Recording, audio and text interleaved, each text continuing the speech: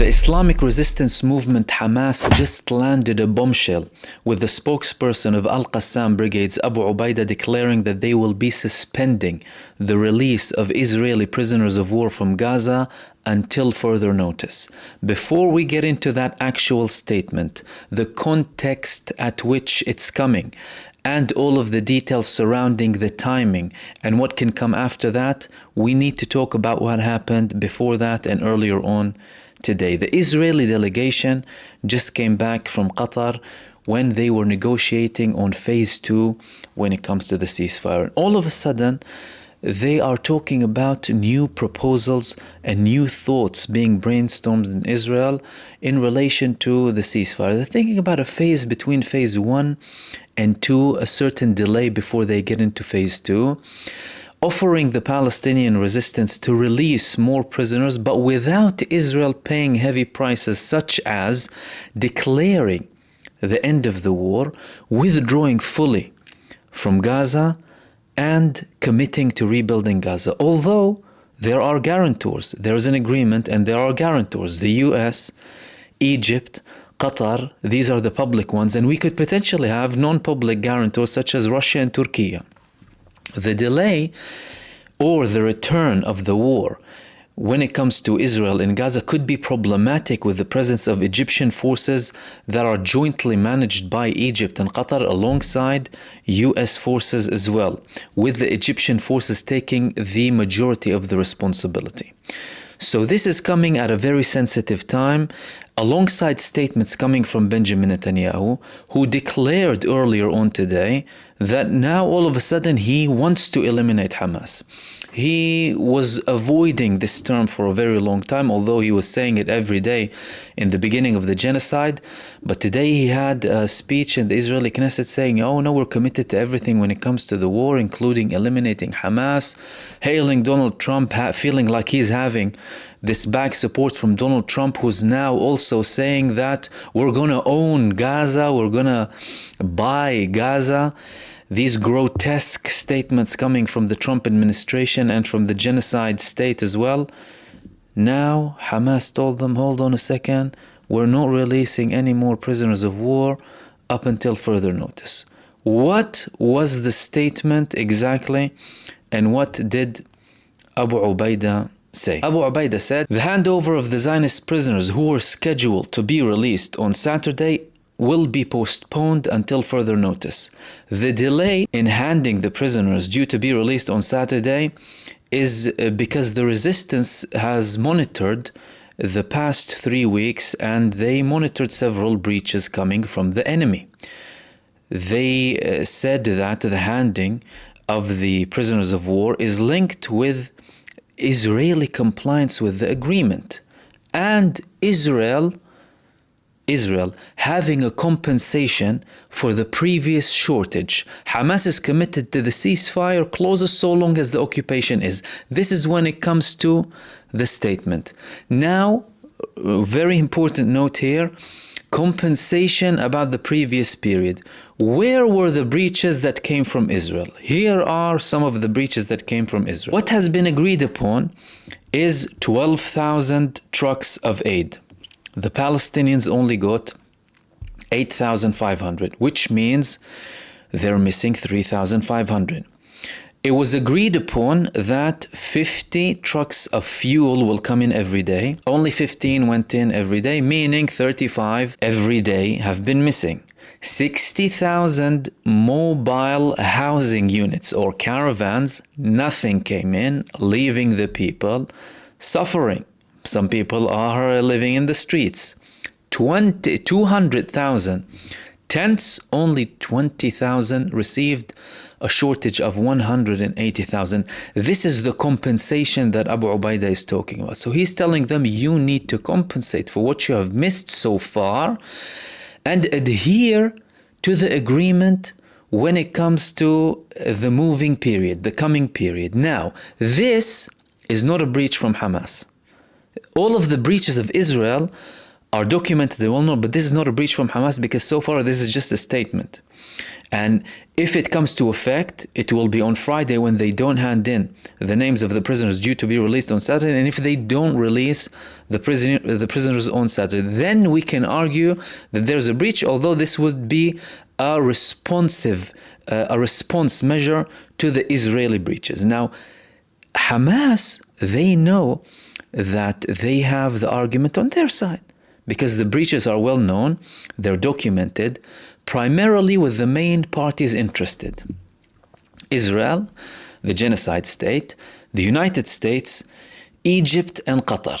No one can argue that Israel had breaches alongside the other breaches of killing some people. Israel shot and killed a few people in Gaza in the past 3 weeks.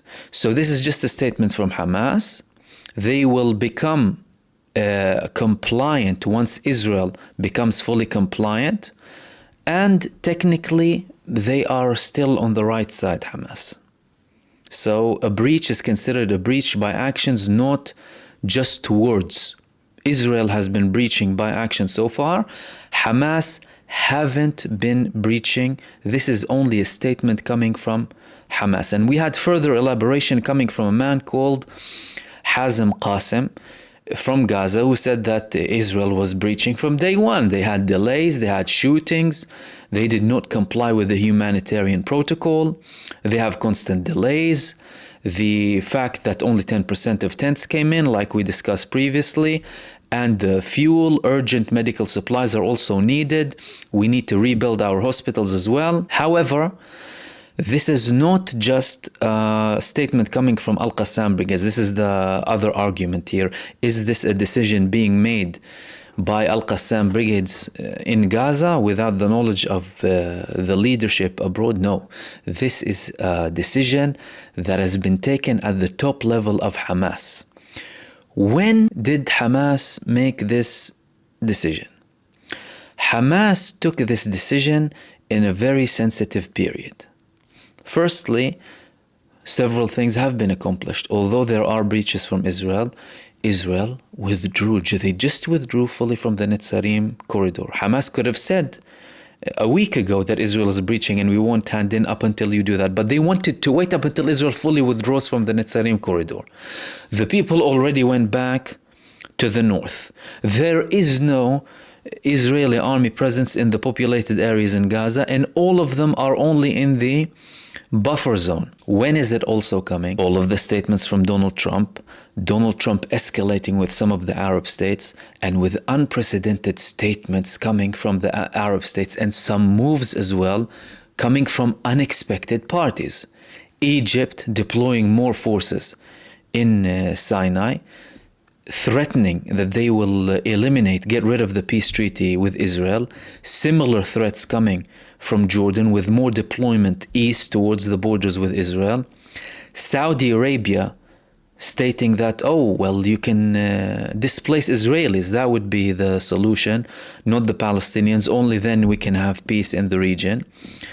Egyptian hackers today hacking Israeli Channel 14, the channel that is closest to Benjamin Netanyahu.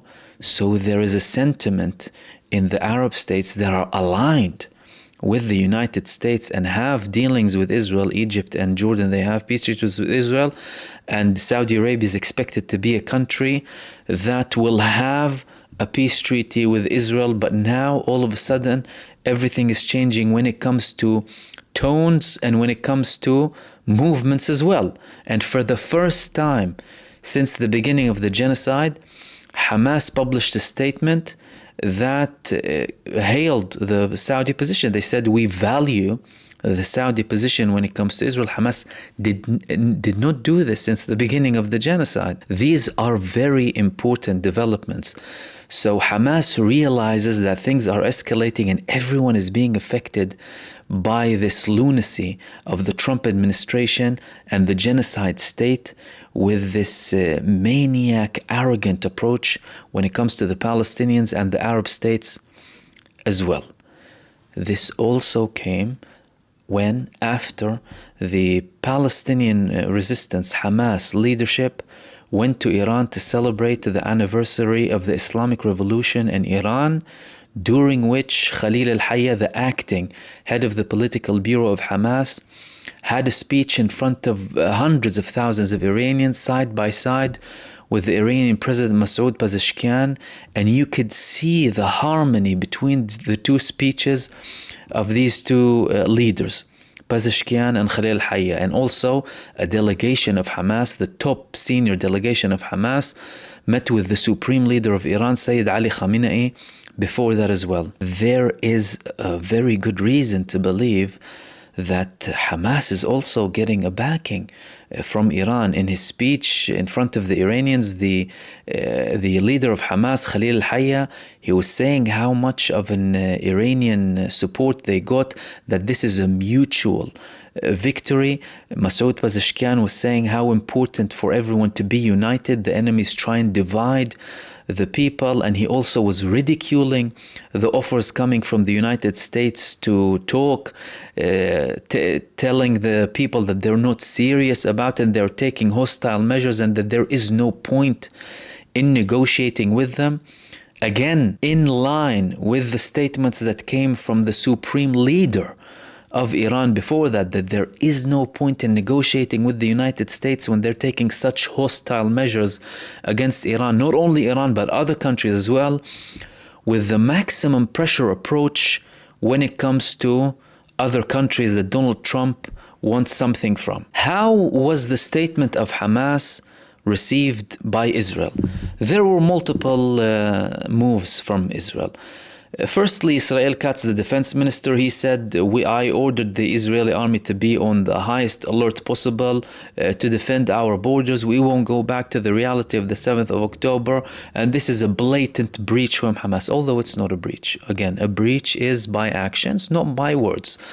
The deadline is Saturday. Hamas, they said it's suspended. However, we're still not there yet. And again, that would be a responsive measures to the Israeli breaches of the ceasefire. The second thing is the Israeli Prime Minister Benjamin Netanyahu, he will be holding a cabinet meeting tomorrow, and he will be holding a security meeting tomorrow. These two meetings were already pre-scheduled. The only thing that he's done is he's going to make them earlier. He's going to make them earlier during the day so that the cabinet can discuss all of the details when it comes to this Hamas escalation. What is expected to happen? There was a source from the Israeli army who said that this actually is something that can be resolved. We still have talks with the mediators. There is a joint committee based in Sinai, not very far from Gaza, and I believe that this is something that can be resolved. I don't think this is something that will escalate the situation. This is an important statement coming from a senior figure in the Israeli army, from the Israeli Genocide Army, who was not named, a condition of anonymity, but it was released on one of the Israeli media outlets. How was it taken by the Israeli public? This is where things get worse. Netanyahu, he had a court case today during which he was reported to be screaming and shouting and losing his temper, similarly with the previous leaked videos of him being interrogated that were banned from social media. Many videos were removed of him going insane. Today, apparently, he went mad again in his court case. During his court case, he had people protesting against him and saying that he is neglecting the prisoners of war. He was already in charge of the 7th of October massacre, and now he's letting people die. He even received criticism from the opposition leader, Yair Lapid, who was telling him, you can't claim that you didn't know the condition of the Israeli prisoners of war in Gaza. Of course they would be hungry or starving. The people are starving there. And realistically, Israel is banning aid. How can all of them all of a sudden, eat and be in full health and what have you?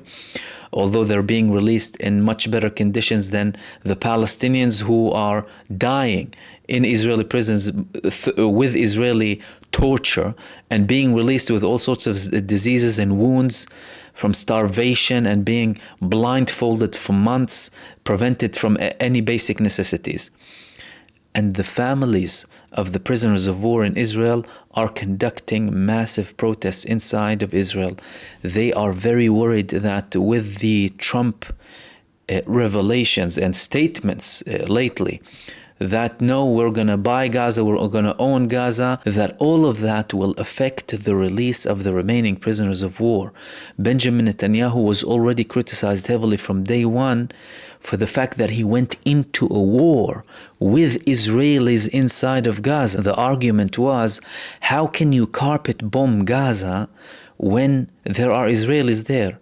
Thankfully, the truth was revealed very soon after, when the images and the videos, the footage of the Israeli army bombing the Israeli villages and towns, killing and shooting at every vehicle going back to Gaza, statements from IDF pilots that we were ordered to shoot at everything going back to Gaza, the massacres of the Israeli army in the Nova Festival in Kibbutz Be'eri that were turned into rubble by the Israeli army.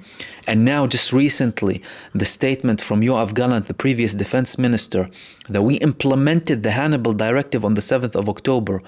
All of that is known to any Israeli who's actually interested in getting the thing resolved. And this argument began following the 7th of October. People were saying, we can't go to war with this place, start bombing them like that when our people can be there. And that indeed happened. The people were killed. Over a third of the Israeli prisoners of war were killed by Israeli bombings inside of Gaza, and many of them who were released started to say how they were constantly bombed, that they were fearing their life, that they were going to die, that constant fear for their life, and many statements after that about them, of course, being wounded and constantly targeted and being afraid by the Israeli attacks inside of Gaza. Now, they are worried again, because the same man who led this barbaric, stupid genocide inside of Gaza, killing Palestinians and Israelis as well, is going to take the lives of the remaining Israeli prisoners of war. The other criticism that they had for him is the fact that he accepted the same agreement that he refused over 7 months ago. So from their side, he could have saved lives, but he insisted on delaying all of this. And now another delay would definitely kill all of them. The final point that they were arguing is, we were already telling you, as in the families, we were already telling Benjamin Netanyahu, don't have a phase ceasefire. Have an all-out agreement. All of the Israelis in return for all of the Palestinians, an agreement to end the war and adhere to the Palestinian resistance demands. At the end of the day, we're going to have to speak with them, which is what you're already doing now. You're speaking with them to get the prisoners of war. You're not getting them by force, and get it over and done with. Otherwise, there would be a massive risk for their life. Their fears are now coming true with the statements of Benjamin Netanyahu. The fact that he is having a more militant statement now. The fact that ideas are circulating in Israel that, hold on a second, we might delay the phase 2 and have this gap between now and phase 2. Maybe we can agree with Hamas to release a few more prisoners and, not commit to ending the war, not commit to rebuilding, not to commit to getting all of the aid in, to keep the pressure on the Palestinian population, not knowing that the Palestinian population have resilience that they can spread across the whole world. All of that led to the movement, of course, of Hamas. Hamas made this move today in line with the progress, with the breaches of Israel, following the breaches of Israel, with the escalation when it comes to the statements of Donald Trump, and with the backing. Of course, they know that they have a backing still with a solid resistance front. No matter how much people want to portray this defeat, some people are calling it a defeat for the resistance front. It's very unsubstantiated. Hezbollah are still powerful. Ansarullah in Yemen are still powerful. And Iran, of course, it's untouched. Iran is a very strong country that is still heavily backing the resistance. In his speech, Masoud Pezeshkian was also saying how we must resist this approach by the United States. So we are the ones being oppressed here. We're the victims of this terror. They call us terrorists. They are the massive terrorists, and we're victims of them. And again, that was in line with the supreme leader. So all of that is combined. Therefore, the Palestinian side, and again, as a show of strength and a proof that they are negotiating from a position of strength, had this move today.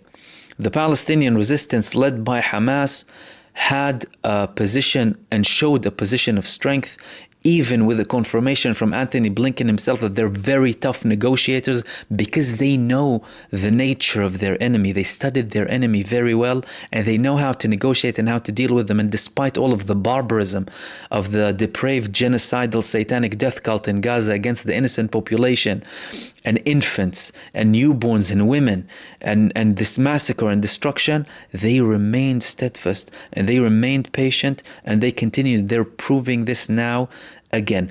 How will this turn out depends on multiple things. Number one, the level of pressure that the United States is able to have on Israel. Number two, the position of the Arab states with the mediators at the forefront. We're supposed to have a summit, a very urgent summit in Egypt.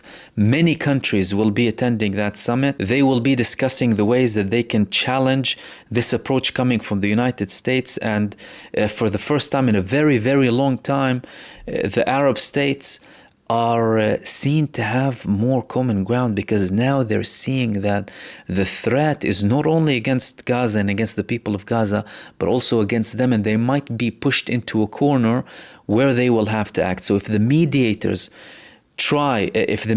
led by the United States will apply pressure, if Steve Witkoff has another move on Israel, the same conversation that he had with Benjamin Netanyahu to push him to go into phase 2, this can be resolved. However, if they do not force Israel to continue with phase 2 of the ceasefire, this time they could see an escalation that they have never seen in their life.